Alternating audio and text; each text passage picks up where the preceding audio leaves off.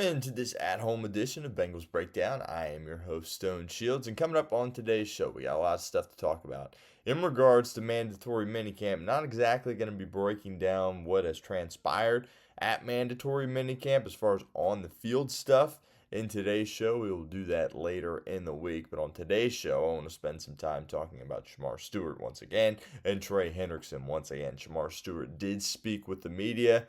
Plenty of noteworthy takeaways from that. Plenty of clips from his little session have also gone viral on social media as well, so we will be discussing that. Also, Dianna Russini of The Athletic has an update on the Trey Hendrickson situation. But before we get into that, make sure you guys hit that sub button if you haven't done so already. That's youtube.com/Bengals TV. We will have mandatory minicamp winners and losers for you guys later in the week. You don't want to miss out on that. So help me out, help yourself out as well by hitting that sub button for me right now. Approaching 20,000 subscribers here at the channel. That obviously is a pretty significant mark we are trying to reach. And hopefully we can do that here in a matter of weeks. So again, help us out. Hit that sub button right now. Let's talk Shemar Stewart here on today's show. A couple of noteworthy clips that have surfaced from Shemar Stewart. And as I said last time, he was in a little media scrum in the locker room meeting with the media. The things he is saying, are they wrong necessarily? No. But the manner in which he is saying them is what I have an issue with. All right, the tone that he is using and just kind of the way that he is trying to combat the organization. A team, by the way, in which he hasn't played a single down for. That's kind of where I get rubbed the wrong way here. Are the Bengals completely in the right? No. We'll get to the pin comment in a second, and we'll let you guys decide here whose side you're on. But bottom line is both sides are not right. Both sides are wrong. It's just a matter of who is more right than the other side, and we're going to try to work through that here on today's show. But I want to get to these quotes real quick from Shemar Stewart. He said, "I'm 100% right. I'm not asking for nothing y'all have never done before. But in y'all case, y'all just want to win arguments more than winning games." Is that a fair statement? Sure. I mean, we all know exactly the history of this organization, right? The troubles that this organization has had between players and the front office. It's been well documented over decades, right? Countless reasons, right? Countless players. You talk about Jesse Bates, DJ Reader, Carlos Dunlap, Andrew Whitworth, right? And the list goes on and on and on. There's so many guys that have had issues with this organization. But rubs me a little bit the wrong way when you're going to sit there in the locker room and kind of pout about it, right? If you haven't seen the clips, really encourage you to go over to social media, find them. They're on Twitter, they're everywhere. Just kind of watch him. The way in which he is talking rubs me the wrong way a little bit. I think he could be a little bit more professional and be like, "Yeah, you know what? It's an unfortunate situation. I'm planning on, not signing it until it gets resolved," which, by the way, he did say. But I think there's just better ways to go about it versus pouting for a team that you haven't played for. It's one thing for Trey Hendrickson to, go after the organization, which, by the way, Trey Hendrickson, all the years, the past several off seasons where he's had trouble, he's never really said the things that Shemar Stewart is saying. Again, it bothers me because he hasn't done anything for this team. They picked you in the first round. Your first round salary is a lot of money, and you haven't done anything to help this team win. And sitting there certainly is not going to help this team win either. Also, he added this. "Trying to implement something new to me is unfair, and I feel like I've been nothing but fair. I'm not asking for nothing crazy. I can understand if I was asking for more on my signing bonus, which I'm not. They trying to do all of this is crazy." I get it, right? They're trying to set a new precedent here with the Shemar Stewart deal, and for him, he's sitting there looking at, well, you haven't done this to first-round picks in the past. Why are you doing this to me? And again, certainly a very interesting point, and certainly a very accurate point as well, for being completely honest. All right, pin comment time here on today's show. Whose side are you on? Unfortunately, you can't say both. You got to pick. Type S for Shemar Stewart or B for the Cincinnati Bengals. Really interested in hearing what you guys have to say. Both sides clearly are not in the right. All right, both sides are clearly right and wrong, but who is more right here? Let me know in the comments of today's show. I believe I'm a little bit in the minority here when I'm about to say what I'm about to say. If I had to pick, I get everything Shemar Stewart's saying, and he's making solid points. Again, I brought up that I didn't like the way that he kind of got it across. Thought it was a little pouty, thought it was a little immature, thought it was a little, you haven't done anything for the organization. You're sitting there at 21 years old trying to boss people around. I get that. But at the same time, You look at Demetrius Knight Jr. What did he do?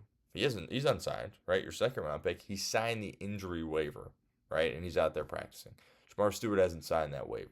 Now, the ins and outs of the waiver, do we know all the details of it? No. But basically, that would protect him if he got injured, right? During practice. And if I'm Shemar Stewart as a first round pick trying to prove myself with the situation that Trey Hendrickson has, I would need to go out there and get the reps, right? This isn't somebody that was a fifth-year player that played a ton of football and had a ton of production in college. The Bengals are drafting him based on those traits, based on the ceiling that they perceive him to have, right? And at this point, not getting better on the practice field is a major issue for Shemar Stewart and the Cincinnati Bengals. If they roll him out there, shoot, if he misses training camp, you're going to see a Miles Murphy type of year one again, right? If he's not given the opportunity or doesn't go out there and play and practice during training camp, preseason, what have you, it's going to be a Miles Murphy situation in year one. He's going to do a whole lot of nothing.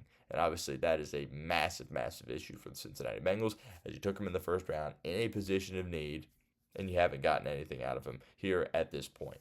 I would sign the injury waiver. I get it. It's frustrating. They're trying to do this to you. Sign the waiver. And then hopefully the contract situation works itself out as you practice on the football field. Now, some people would argue, well, then you lose your leverage, right? If you sign this injury waiver and go out there and practice, you're a first-round pick, right? You're not Trey Henderson. This isn't a situation where you have leverage. You haven't done anything yet, and you're getting first-round money. It's unfortunate. It sucks that the organization is doing this to you, but are you just gonna continue to drag this thing out and then not get better on the practice field, and then the season gets here and then you don't play well and you probably don't get many opportunities to get in and play because you're not even ready? That's kind of the whole situation you got to work yourself through. So again, in the bit of a minority here, the Bengals, what they have done in the past with players is a mess. All right. Even if you want to talk about what they did this year with T. Higgins and Jamar Chase, over the moon that they got it done, right? But think of all the drama that was caused before it, right? You could have gotten it done with Jamar Chase the year prior. You didn't. It cost you money. And by the way, it cost you wins in the beginning of last year as well. Massive distraction with Jamar Chase. Clearly, and he admitted mentally he wasn't in a great spot. T. Higgins, you tagged him, and then you finally get it done because your quarterback is saying, yo, get it done, right? Could have been a lot easier. And I think those two things kind of trickled into free agency, and maybe you didn't attack that period as good as you needed to as well. The Jermaine Pratt situation, why didn't you cut him earlier, right? You drafted two linebackers. Clearly, the plan was not to bring Jermaine Pratt back, but then you kind of held him hostage, which, sure, you have the right to do it, but for a guy that provided a lot for the organization and the fan base, showed up in big moments, you think you would, send him off a little bit better than that. So I get it. The Bengals have a long list of not doing things properly and just worried about managerial tactics as opposed to keeping a good relationship with the players and building a good culture. I get it. But if I had to pick here, you're a rookie and you're getting first round money. Sign the contract, go out there and practice, and go from there. It's kind of where I'm at personally right now. Continue with some more Trey Hendrickson stuff around the corner. But do want to give a shout out to our friends over at Fanatics. Let you guys know that Bengals T-Shirt hoodies are on sale. Obviously, at-home video, don't have a picture of them, but we'll put that link in the comment section and the description of today's show. We've shown it on previous videos earlier this week. Best part about it, significant clearance on these hoodie T-shirts. They're really cool. It's a T-shirt. It's got a hood on it. You can wear it during the summer. And perfect if you're going to a training camp, you can wear it to that there as well. So we'll put that link in the comment section and the description of today's show, chatsports.com/Bengals Hoodie T-Shirt /. All right, Trey Hendrickson. Let's close today's show talking about him. Dianna Russini says the Bengals reached out to Trey Hendrickson the day before mandatory minicamp began, which was the 10th, so it means they reached out on the 9th, and no movement was made between the two sides. And the Bengals are, the Hendrickson's making his point, right, saying that you either need to trade me or pay me market value. And as Willie Lutz pointed out in a great tweet on Twitter, he said, and the Bengals are making their point, we're sorry you feel this way. And that's essentially kind of what is going on here for Cincinnati. They're not budging on this. When I compare these situations between the edge rushers, Shemar Stewart and Trey Hendrickson, it feels like maybe they would budge on Shemar Stewart before, just because, they're trying to set a new precedent. They tried. It's not working out. Let's get him on the football field. You win. Fine. Great. You can go. Whereas Trey Hendrickson, the situation is a little bit more difficult, right? In large part due to the fact that the Bengals are sitting there saying, does he deserve top of the line money based on his play over the past 2 years?